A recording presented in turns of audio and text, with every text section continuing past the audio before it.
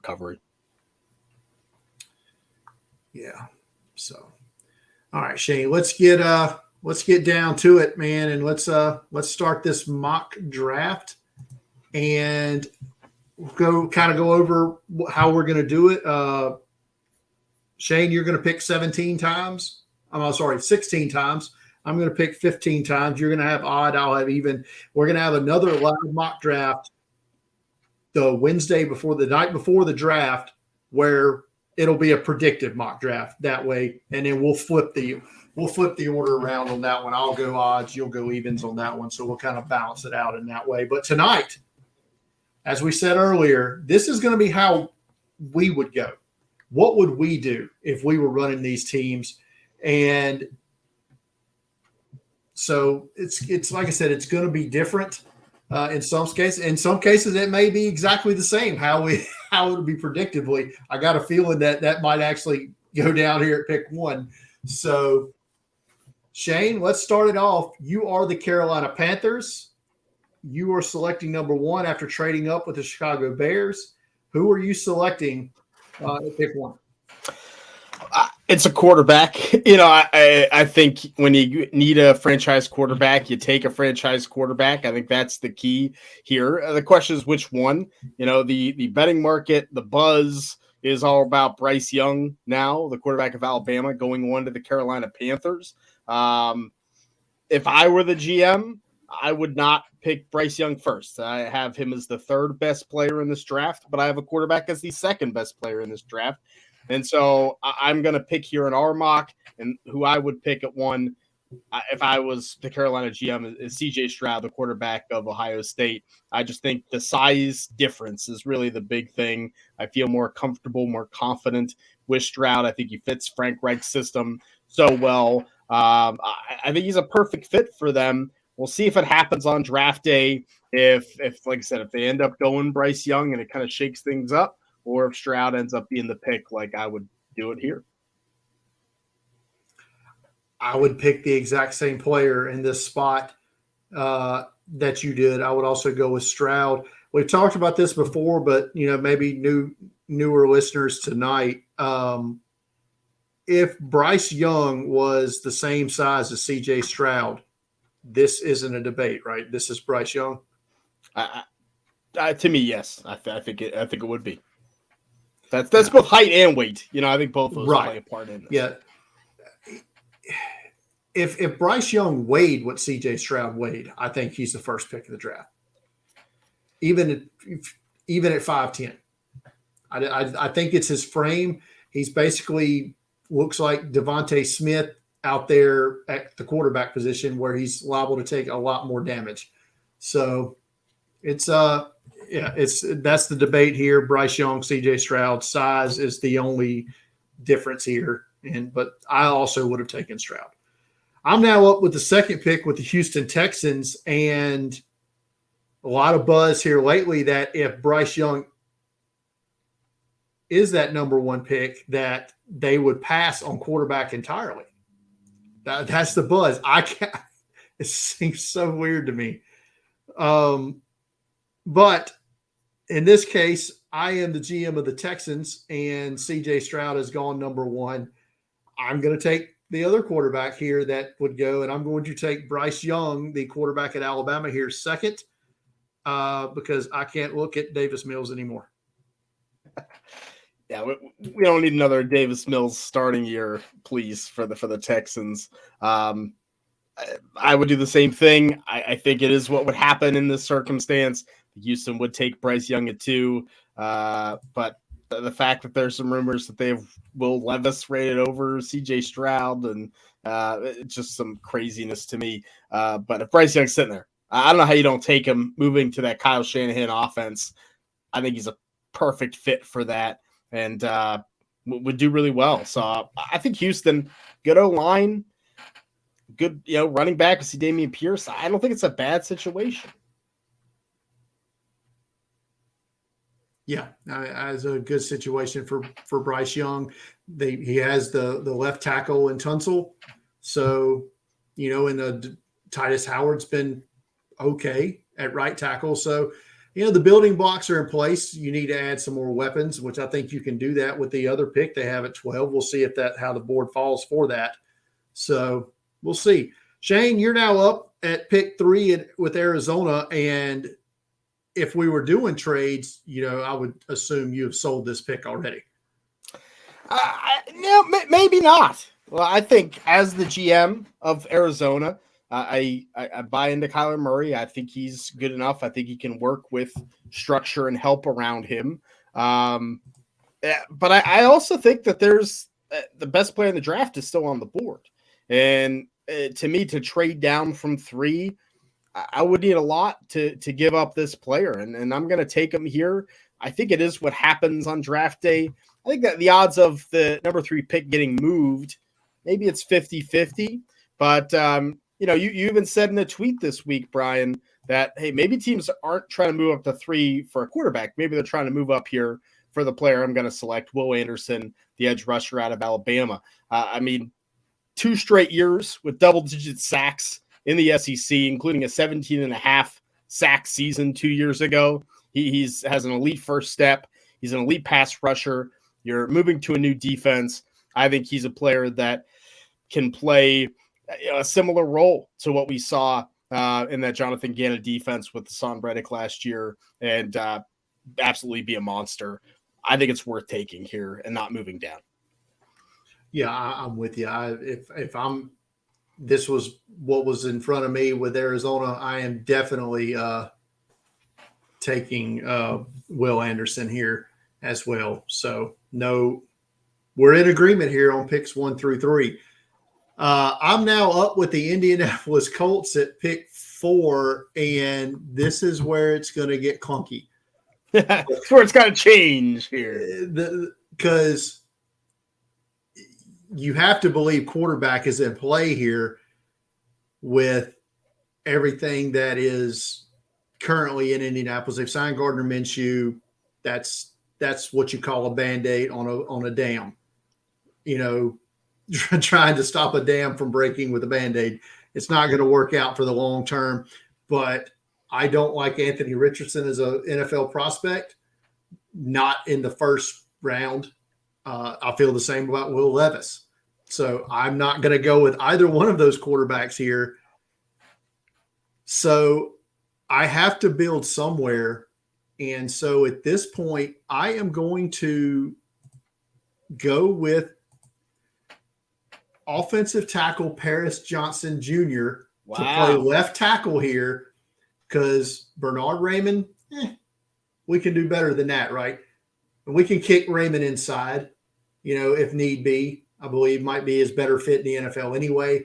Let's draft Paris Johnson here to be the left tackle. And then, when we suck again next year, we'll draft Caleb Williams. I feel like it's a tough thing to bank on if, so I guess as long as Lovie Smith isn't your coach, you can make sure that you can get that number 1 pick. Yeah, for new listeners to the show, neither of us are big fans of Anthony Richardson, the quarterback out of Florida, or Will Levis, the quarterback out of Kentucky. So it'll be interesting to see where they go, if they go in this draft. But I'm a little surprised, but I like the Paris Johnson pick. I'm a big fan of his. He's a little bit lower on my board. I could say, I think it's a good selection. I also would have considered Broderick Jones here at pick 4, as well as the offensive tackle. But how about that first 4 picks, Ohio State and Alabama, 2 each? Who are the blue blood programs of college football? Here it is right here.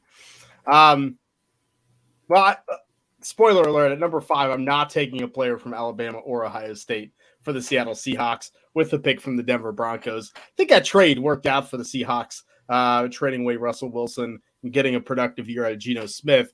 The Seahawks don't have many glaring holes. They've spent a lot of money in free agency on the defense. The offensive line, I think, is pretty solid. They spent a lot of draft capital there last year. They have kind of a stopgap quarterback. I don't see one worth the number 5 pick at this point. They drafted a running back. Like everything's pretty well in place. I do think the defense needs work. I consider corner here. I think they could add an elite corner. They do have a later pick in this first round where maybe they can address that. So I'm going to take the number 4 player on my board. I'm going to go best available, and that's Jalen Carter, the defensive lineman from Georgia. Now, obviously, in the real draft, the off the field concerns, the arrest, maybe is his poor pro day. Some things might play into where Jalen Carter is going to get selected, but I don't think there's any doubt to me that he's the second best defensive player in this draft on the field. Like, and some people argue the best. I think if you're Seattle, you take him, you plug up some of the run defense holes that you've had has been atrocious the past few years. I think you fit that. Him, Draymond Jones, some of the players they have there now. I think Seattle's be pretty good. Yeah, that's. Based on pure talent, Carter's one of the top 5 players in this draft class, and Seattle would be a lot better for it. Adding Carter in the mix at 5, and that very well could be, how it shakes out anyway. He has visited with them because they were in the top 10, so that fit his rule. So yeah, Carter to Seattle, I like it. Detroit's up next. We talked earlier about could it be corner in play here with the trade of Okudah. I think that is going to be the case. I could go one of 2 ways here. I think Devin Witherspoon is going to be in play. The physical speed cornerback out of Illinois, great ball skills. But I think we're going to go with a bigger, longer, more fluid athlete here. And we're going to go with Oregon corner Christian Gonzalez. Tested like a freak. Like I said, got a tremendous wingspan and ball skills and arm length. I love Gonzalez here, the speed to Detroit. Gonzalez is my top corner in this draft. He's my number 6 player, so I think it's a great pick by you. I don't know how Detroit's going to go with this 6th pick because I think Gonzalez could be the pick. I think Devin Witherspoon, you mentioned out of Illinois, could also be the pick here at 6. I'm guessing it's between those two, maybe an edge rusher tossed in. I think Gonzalez would be the best pick they could make. All right, Shane, you're now up with the Las Vegas Raiders here at pick 7. I don't like this pick. I just don't like the value on the board for the Raiders in terms of what they need, in terms of how I am evaluating these players. Because I think this would be a spot maybe for Tyree Wilson out of Texas Tech they might take. I'm not as big a fan of him to say he's a top 7 pick. I think he'll go higher than I evaluate him ultimately. They also need a corner. They did sign David Long, and have Nate Hobbs, but I think they could definitely use a left corner. I feel like the defense is really what needs a lot of the work, more so than anything. I'm going to do that, and I'm going to go with my next best defensive player on the board. And once again, this is not a pick I would make in my mock draft. I don't think this player is going to go here, but Devin Witherspoon's not my next rated corner. So I'm going to go with my next rated corner. That's Joey Porter Jr., the cornerback out of Penn State. I think he's more physical. He's an outside corner, which I think is what the Raiders need as well. They have Nate Hobbs in the nickel, where I think Devin Witherspoon is probably the most comfortable playing and really, really good at it. They're one spot away right now on my big board. I'm not sure how my final big board will play out.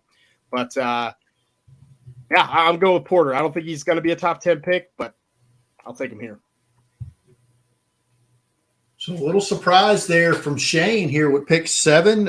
Maybe not a lot of people think Joey Porter Jr. is going to end up in that top 10, but I think it's a very real possibility. His physical tools are there.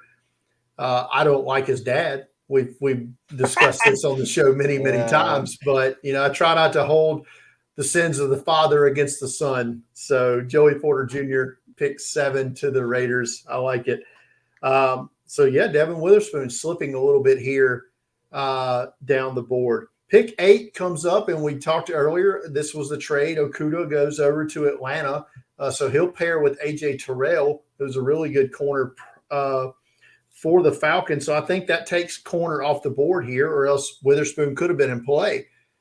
I feel like we've got to get – they signed Calais Campbell, but he's an older player, and more of a bigger defensive end. We got to get some pass rush here, right, for the Falcons. I think, and so that would common sense right now, based off all the mock drafts you see, would put Tyree Wilson here.